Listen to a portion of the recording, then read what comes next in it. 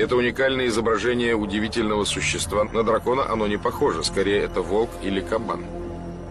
Ничего подобного нигде в мире больше не обнаружено.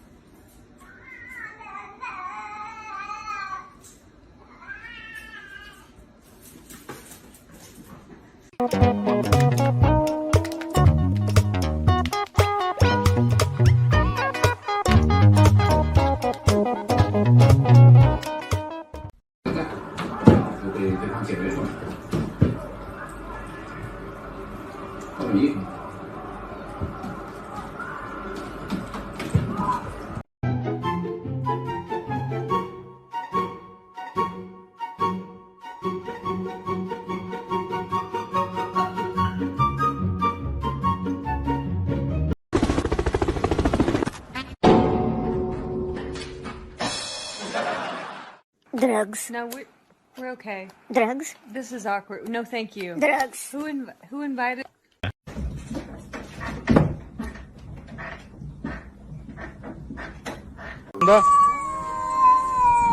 Hadi bakayım kim kimi yiyecek? Dövüşmek yok lan.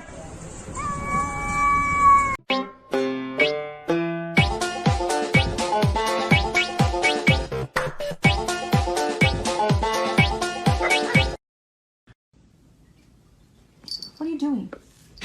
God, what the?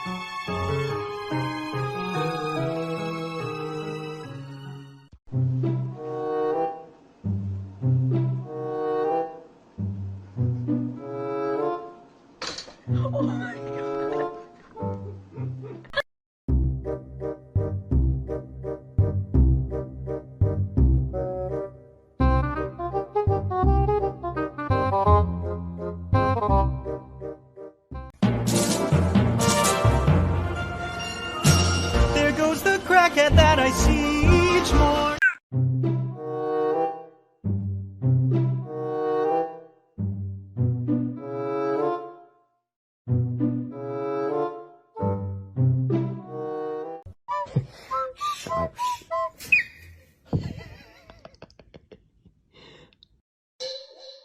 Oh,